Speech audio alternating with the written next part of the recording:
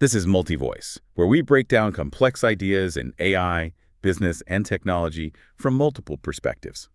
And today we are looking at something pretty wild. Imagine a technology so powerful that it's actually forcing companies to deliberately slow down their hiring. Right, and not because of a recession or anything like that. Exactly. Not a recession. It's because their internal teams are suddenly producing like twice as much output. So today we're looking at a stack of really revealing recent sources to figure out how we got here. We've got the World Economic Forum's 2025 Future of Jobs report, their AI Governance Alliance briefings, and some really candid reflections from CEOs right after Davos 2026. Yeah, the mission today is really to cut through a lot of the noise. We want to look at what was actually said at these high-level summits, what it means for global business, and most importantly, what these shifts actually look like for you. Yeah, because setting the stage here is critical. Whether you're, leading a massive enterprise, running a startup, or honestly just trying to chart out your own career over the next few years, understanding this specific transition is mandatory. It really is. I mean, based on the sources we're looking at, the overarching theme is that AI has formally exited the hype phase. Right. The honeymoon is over. Exactly. The novelty is completely worn off, and we are now deep into the operational reality phase. I really want to focus on that vibe shift you just hinted at. Yeah. Because when you read through the reflections from executives at Davos 2026, the atmosphere completely transformed from previous years. Oh, absolutely. Night and day. It went from this collective, wow, look at what this technology might do someday, to a very grounded, almost stressed out, wait, how do we actually execute this today? Yeah, Dmytro Ritsenko, the CEO of Master of Code Global, made an observation that really perfectly captured this. What did you say? Well, his takeaway highlights the exact pivot the market is making right now. He noted that leaders just aren't sitting around theorizing about future breakthroughs or like artificial general intelligence anymore. Right. Nobody cares about the sci-fi stuff right now. Exactly. The patience for flashy, isolated pilot programs is gone. The entire conversation revolves around the messy, complicated reality of making AI actually work inside existing enterprise workflows. It's about integration, not just innovation. Exactly. And there's this OMAX report from Davos that frames that integration in a really intense way. They state that AI is no longer being viewed as just like a strategic option or a fancy software upgrade. Right. They are formally classifying it as a general-purpose technology. They're putting it in the exact same historical category as the printing press, electricity, or the internet. Which totally makes sense when you think about it. It does, because treating AI like just another app upgrade is like looking at the invention of electricity and saying, oh, great, now we don't have to buy candles. That is a perfect way to put it. Right. It just completely misses the structural rewiring of society that's happening. Yeah, the electricity analogy is incredibly apt. But we really need to look at the mechanism of why it's a general-purpose technology to understand the scale of what's happening here. Okay, lay it out for me. So previous general-purpose technologies, they fundamentally changed human limits, right? The steam engine and electricity, they mechanized physical labor. The internet multiplied our ability to transmit information. Right, making things faster, easier. Right. But AI is doing something completely unprecedented. It is multiplying cognition. It's actually scaling human reasoning. Wow. And when a technology can do that, I mean, it fundamentally alters capital markets, it shatters old productivity assumptions, and it just rewrites competitive dynamics from the ground up. And the sources show this isn't just, theoretical economics either. AI investment right now is actively acting as a stabilizing force for global macroeconomic growth. Yeah, the sheer amount of capital pouring into data centers and compute infrastructure is staggering. It's turning them into foundational economic inputs. Yeah, leading AI platforms are essentially moving into the same conceptual category as national telecommunications networks or energy grids. They aren't just tools anymore. No, they're becoming the underlying infrastructure of the global economy. Modern business now has a hard dependency on them. But, okay, building a new global infrastructure to scale human cognition sounds incredible, but it also sounds incredibly volatile if you don't have the right guardrails in place. Oh, highly volatile. Like, if AI is the new electricity, how do we regulate the grid before the house burns down? That is the big question. Which brings us straight into the WEF briefing papers, and they're like an urgent push for new governance. They're pushing something they call the Presidio AI framework. Right, and the core philosophy there is this concept they call shifting left. Yeah, and I wanted to ask you about that. In a timeline, moving left usually means moving earlier. But earlier than what exactly? earlier than deployment. So in traditional software development, security and ethics checks, they usually happen at the very end of the line. Like right before you ship it. Exactly. The right side of the timeline, right before a product goes public. Shifting left means forcing those guardrails into the foundational model building and design phases. Oh, so you're building the safety checks into the architecture from day one. Yes, rather than trying to, bolt them onto the outside of the machine after it's already running. But why the sudden urgency on this? The WEAF briefings mention that this is critical because we're moving toward what they call multi-agent systems. Right. Now, I'm used to interacting with a single AI agent, like a chat bot where I ask a question and it gives an answer.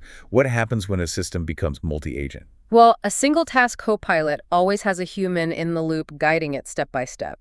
A multi-agent system removes that human bottleneck entirely. Okay, give me an example of what that looks like. Imagine you have one AI agent specialized in internet research, another specialized in data analysis, and a third specialized in drafting financial reports. Okay.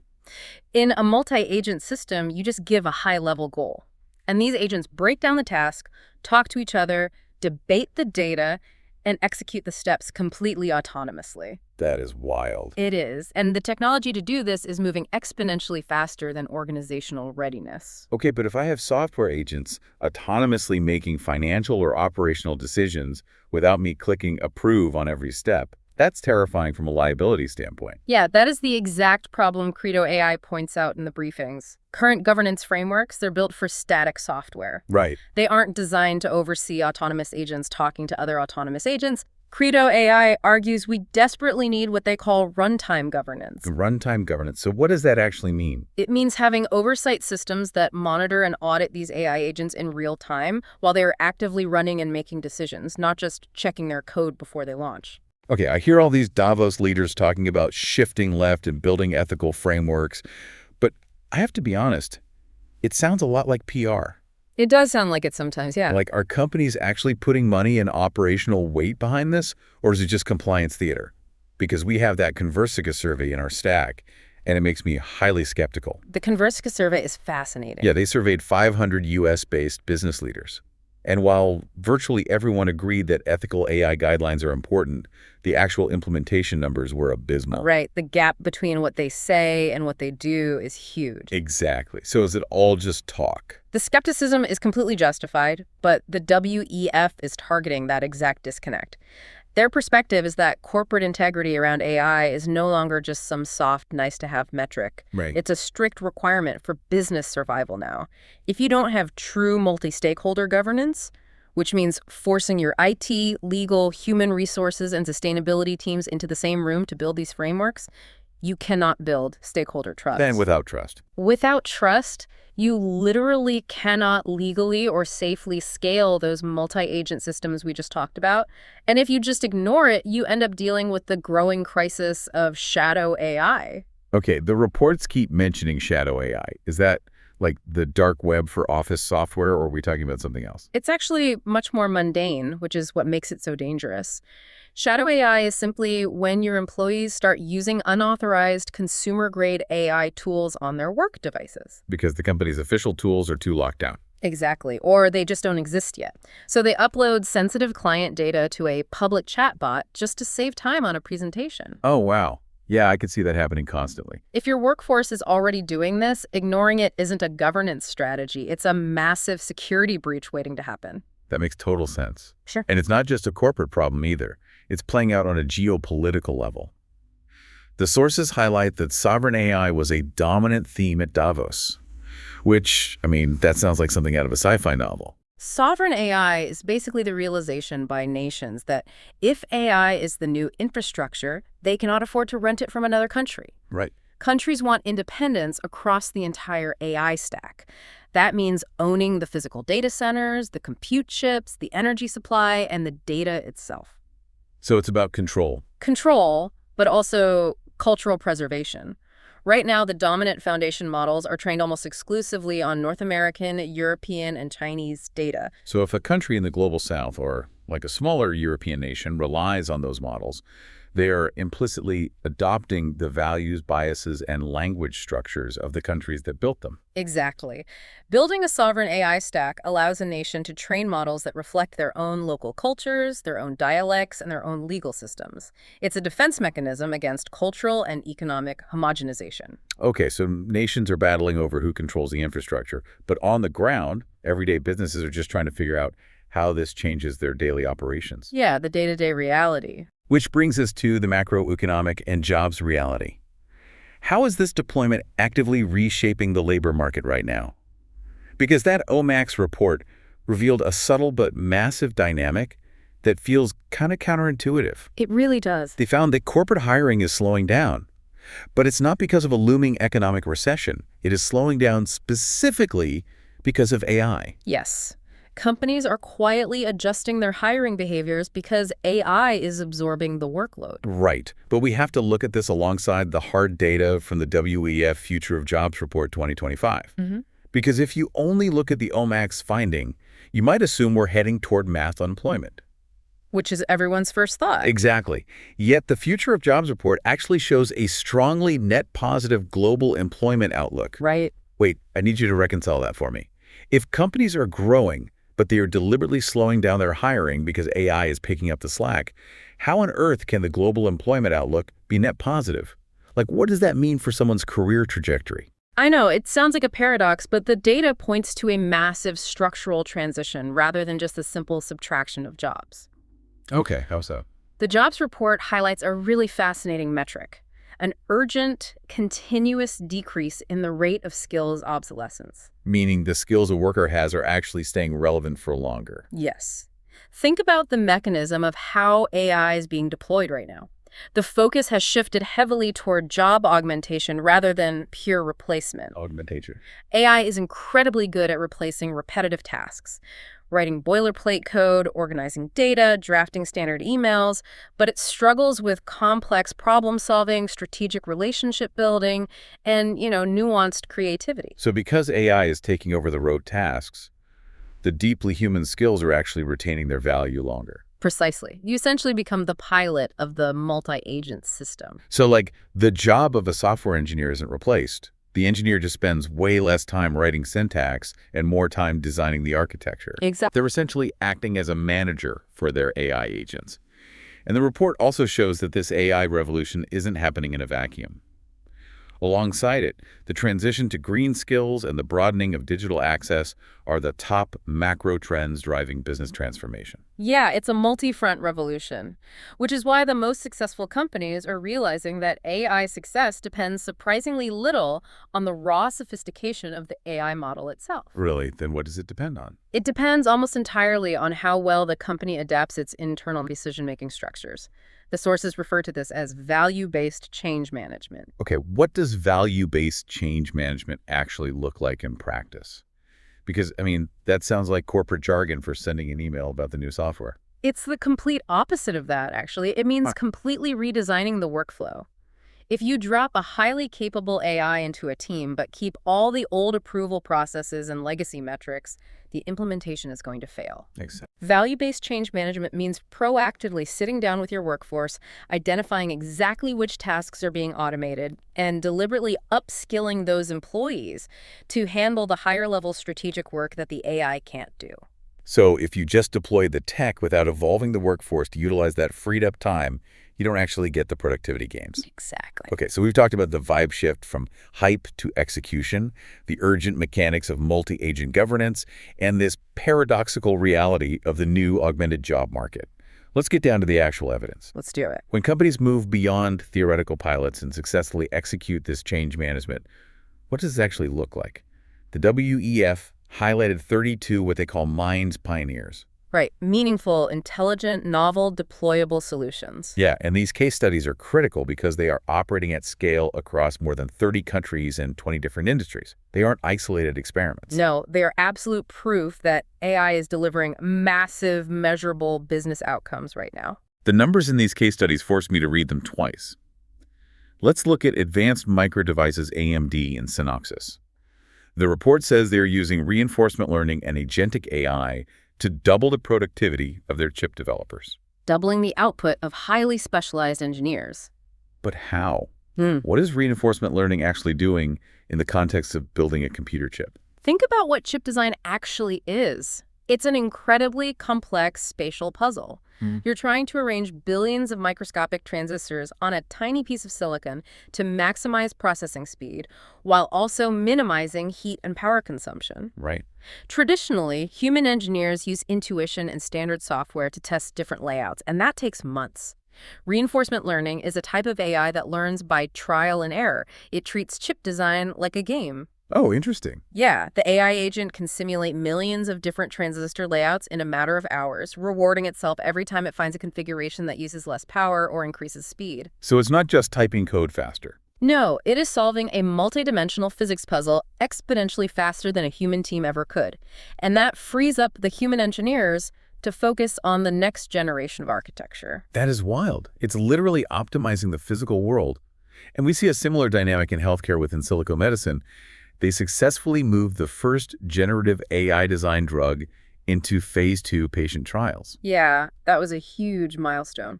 But again, how does a generative AI, which most people associate with, like writing poems or making images, design a physical drug? Well, instead of generating text, it's generating molecular structures. Okay. Developing a new drug usually involves human scientists spending years in a lab physically testing thousands of compounds to see if they bind to a specific disease receptor.